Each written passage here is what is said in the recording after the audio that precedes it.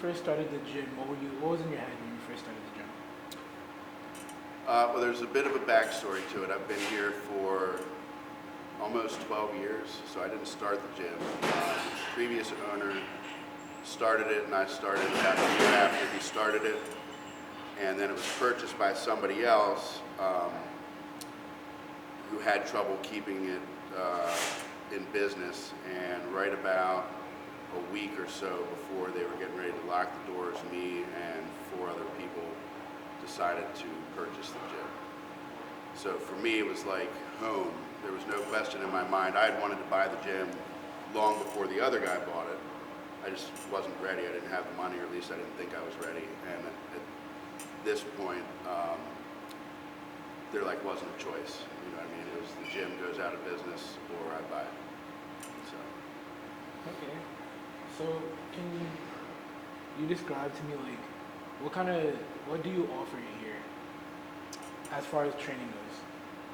So we offer an array of different training. We focus really heavily on proper movement patterns, joint mobility. So we want to make sure people have healthy movement patterns before we start loading their exercises with excessive weight. And this is basically to keep people injury-free and just make sure they're going to get the most out of their workout. Sometimes it can be frustrating to tell somebody that you have to take 3 or 4 steps backwards, but the end result is you get results that are lasting and results that aren't going to create future injuries. So just to expand on this, is this how you cater to different types of people coming in at different levels? Yeah, so there's a saying that we probably hear in almost every trade or whatever that, you can't be everything to everybody. And I challenge that all the time. I mean, I think here at Rise we can be everything to everybody. We train aging adults, we train kids, we train people that are injured, we train people with disabilities, we've trained Parkinson's patients, we train marathon runners and sport-specific training like basketball players, football players, all athletes that are getting ready to leave high school and go into enter college-level sports. We've even trained MMA fighters, and we have the staff to do it. We have a staff that is always educating themselves on how to bring more to the table for our clients. And I think that's getting harder and harder to find these days with gyms. We learn a lot, and then it's like we just stop learning. We think we know enough to do our job, and the fact of the matter is science is always changing. So if we're not constantly learning, then we're not bringing our best to our clients. So that's the takeaway, is that we just constantly are educating ourselves to bring more to our clients. So our overall topic is diversity. So is there any specific method you use to pick your subordinates, to pick the people that work for you, to train different types of clients from different places? So we are a very diverse gym as far as our membership goes. And actually, I think as trainers go, everybody comes from a diverse background. I mean, you guys met Hayden, he's covered in tattoos head to toe, but he's a great guy, you know what I mean? I have a background that's full of alcoholism and addiction. You know what I mean? I haven't had a drink in 12 years, so I've had my fair share of mistakes in life. People come here, everybody's got a shot to do the best they can and show what they can bring to the table. All they have to do is show me that they're willing to put in the time and willing to put in the work. So as far as diversity goes, really anybody's welcome. Anybody's welcome to bring something to the table and add more to our team and expand what we can offer to help our clients. And I think that's a reflection on our membership, because our membership is comprised of people from 7 years old to 87 years old. guys, girls, black, white, Indian, um, people that are from a demographic like, you know, coming up in a challenged community, and people that live in $1 million house. You know, you wouldn't necessarily know it when they're in here because everybody kind of comes to the same level. And the focus among everybody is just that we all are here to hit our goals. It doesn't matter where we come from. It doesn't matter what our beliefs are. In here, we're just trying to be better at, you know, better people and take better care of our bodies and make improvements that are gonna, you know, last a lifetime. So. Thank you. So, are there any rules you tell your clients you should like maybe live by or keep in your heart? Or any rules you live by yourself? Yeah, one of the biggest rules is that there's no rules. Right. And I'm a firm believer that, you know, rules are meant to be broken. I was thinking about this the other night. We run red lights, we speed, we do all these things that are, you know, in some way, shape, or form breaking the rules, right? But then somebody tells us we can't do something, right? I can't lift this much, I can't win this race, I can't compete at this level. Why can't we break that rule? You know what I mean? Why, just because nobody my age has done it, or, you know, nobody that's a female has lifted this amount of weight, you know what I mean? Like, that becomes the rule, right? And if we can easily and readily break all these other rules that we don't really benefit from, right? They don't do anything for the community. That just makes us human. Why can't we break the rules that actually change stuff? And so one of my biggest things that I like to say is just that, you know, I don't like the word can't. My clients say I can't do this, and I'm like, I don't even want to hear that word. You can say I can't yet, but at 45 years old, I'm in better shape in every way possible than I've ever been in my entire life. And I've accomplished more later in life when it sort of seemed like there was nowhere else to go, right? I was as high as I was going to be as far as my career went, and you know, being successful, and I didn't like that answer. So I'm a firm believer, if you don't like something, what are you going to do to change it, right? What are you going to do to change it? That's the question. And so I guess if I had to pick a saying, the one that people probably hear me say the most is, and it's not mine, I forget where I got it from, whether you think you can or you think you can, you're right. Whether you think you can or you think you can, you're right. So it's up to you how you want to see it. So have you ever had any clients that were like super adamant about the fact that they couldn't do something? Yeah, it happens all the time, you know. More and more we're in a society where we want things immediately, right? We don't want to have to work too hard for stuff. I mean, you guys are in here on your own time doing this. It's probably an internship, and you know what I mean? It's part of how you guys are going to grow, right? And everything we do in life is like that. That hasn't changed, but there's a attitude, I think, with some of our younger folks, but older people have fallen into the same trap too, because we use Amazon, right? I can order something and it's here by tomorrow. There's this sense of instant gratification where we don't feel like we should have to work for the stuff that we get. And so I have clients all the time just say, you know, I can't do this, or I don't want to do this, or I'm never going to be able to do this, or this is too heavy for me, or I've already tried this, I can't do a pull-up, I'm not going to do a pull-up. You know, are you kidding me? 20 push-ups? I can't do 20 push-ups. Sure you can. Even if we have to do them one at a time. Right? I didn't ask you to do 20 push-ups in 20 seconds. I just asked for you to do 20 push-ups.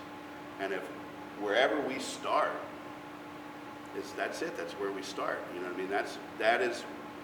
That's not comparing yourself to anybody else.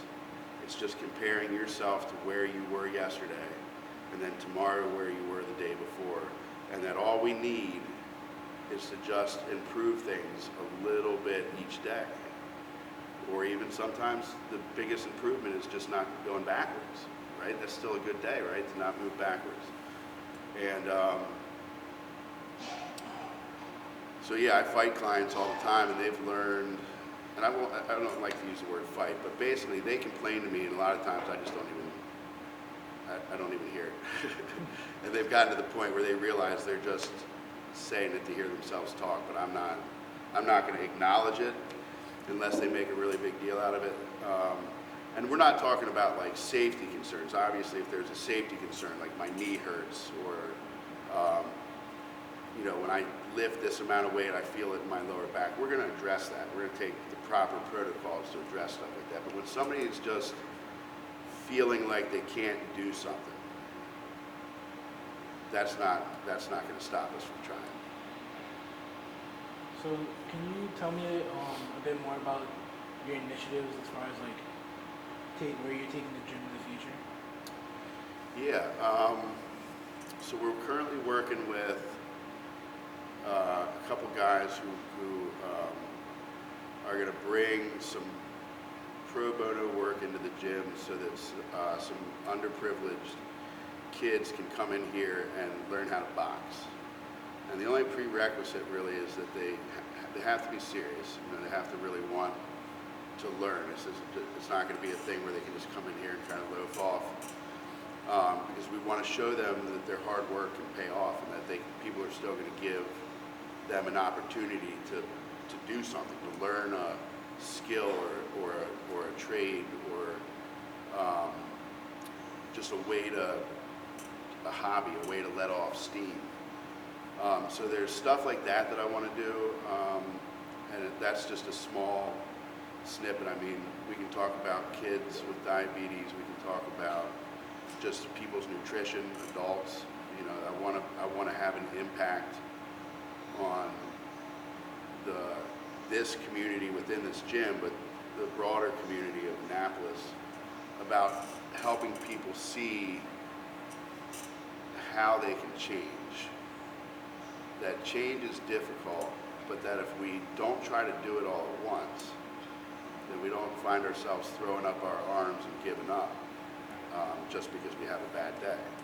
So if we just take things in small pieces and little bites, then suddenly it becomes more manageable. So I really wanted to highlight that aspect of change to the community. And then, I don't know, last but not least, I just want people to feel like there's a gym that they can come to where it doesn't matter what your starting point is. It doesn't matter if you're riddled with injuries. It doesn't matter if you're 400 pounds. It doesn't matter if you have one arm or one leg, or whatever you feel like your setback is, whatever you feel like your mountain is. Bring it in the door with you, and we're going to help you climb it. And I can confidently say that because I see it every week. I see our members come in with those things every single week and reach their goals. And I'm not saying it happens in a week. A lot of people have spent, somebody will come in and say, I want to look like that. First I say, look, don't compare yourself to other people. But I get what you're saying. We all do it. You need to know that person has been working for 5 years to look like that, right? It didn't happen from getting a membership and coming to the gym twice a week for 3 months. So yeah, you can get there. Everybody can get there. Everybody can reach their goals. It's always going to be the question of whether or not you want to put in the work to do it. So I see what you want for your clients and all these people, but what does the gym mean to you?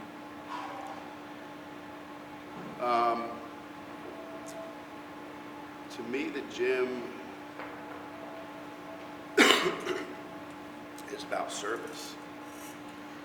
So I was in the restaurant business for about 20 years, and that's a service industry of sorts. I mean, if you're a manager or a waiter or bartender, you're tasked with helping people have an enjoyable night, right? That's your job. Your job is to bring them their food, bring them their drinks, engage them as much as they want to be engaged or not. And basically, they have a great night, and you've helped facilitate that. So I sort of learned that concept and that skill from the restaurant business. So I'm a firm believer that, everything we do is not for nothing.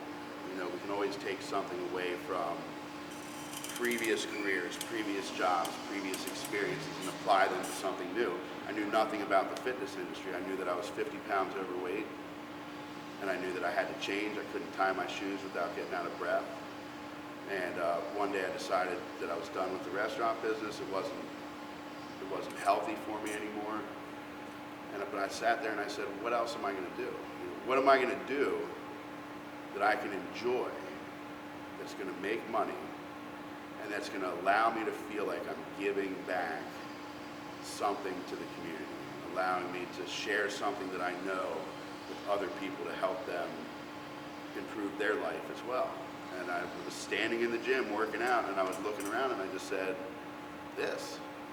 I can do this.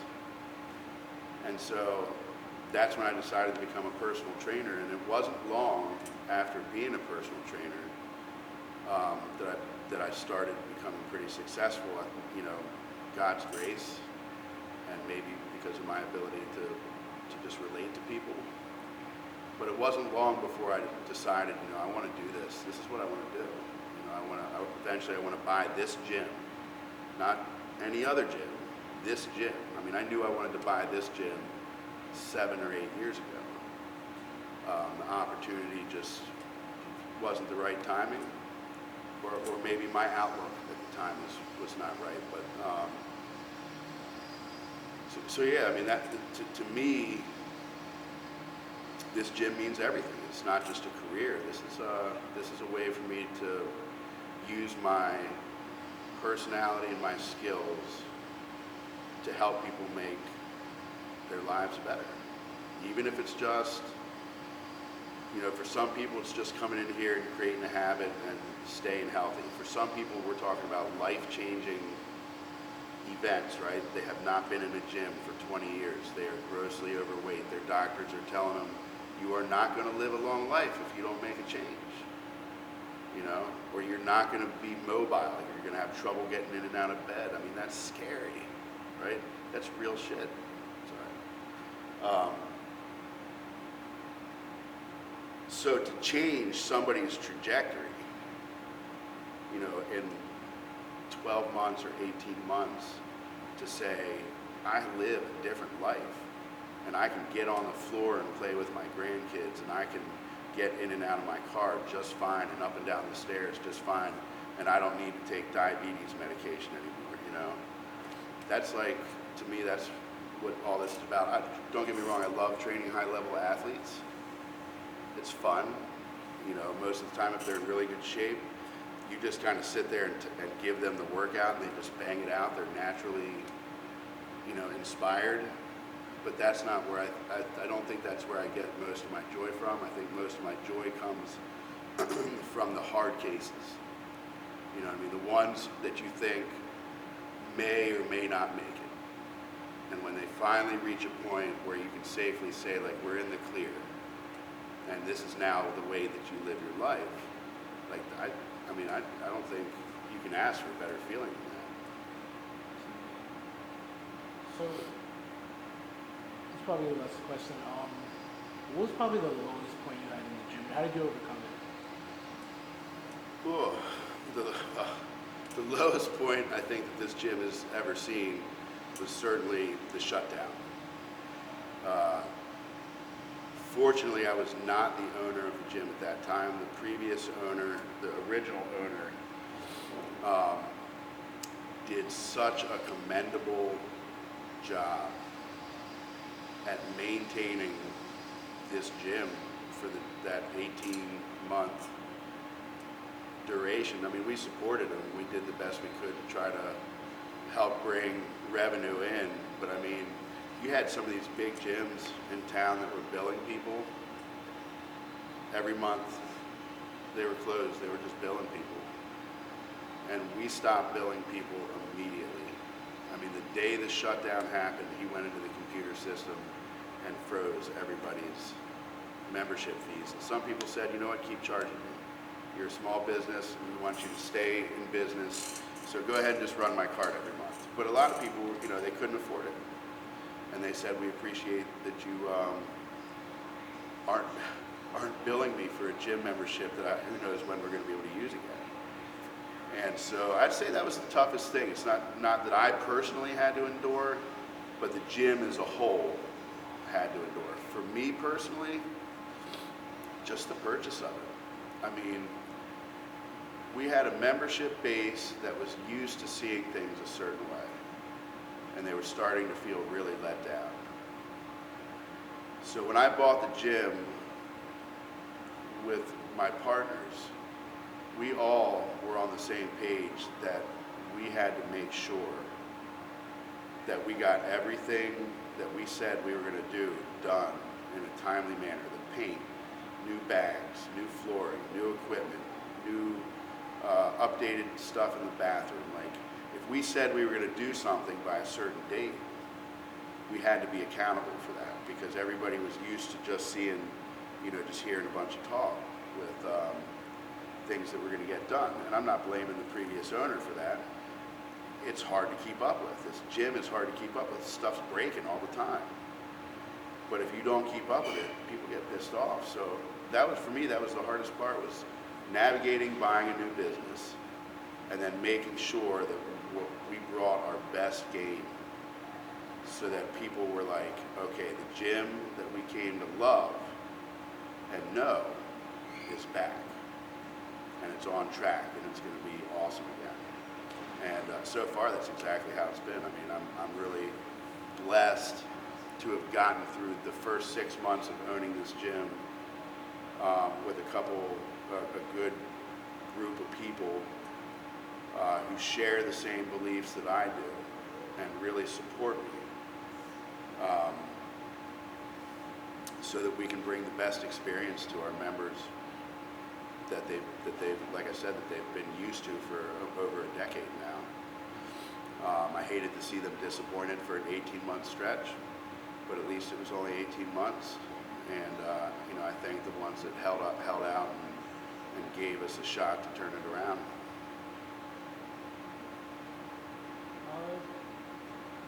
So it's a bit of a different question, but what's your schedule? What's your daily routine? So every now and again, I like to joke around and just say I'm the head janitor, or the head weight picker upper, or the head front desk person. But basically, for right now, my schedule's, it sounds like a lot at first. I mean, I get here at 5:45, sometimes earlier, every day, and there's some nights I'm here till 9. But I'm really blessed. I get a lot of leeway in the middle of the day. If I don't have clients, somebody can watch the front desk. It's always important to me that there's somebody here to represent the gym. But I'm able to get out of here and go to the pool with my daughter probably 5 days a week for like an hour or two, sometimes 3. Sometimes I get out of here, you know, at 3 o'clock in the afternoon, and I'm done for the day. Does that happen a lot? Not really. But, you know, I mean, I would say I work hard. I'm here a lot. It's not always work because I love what I do.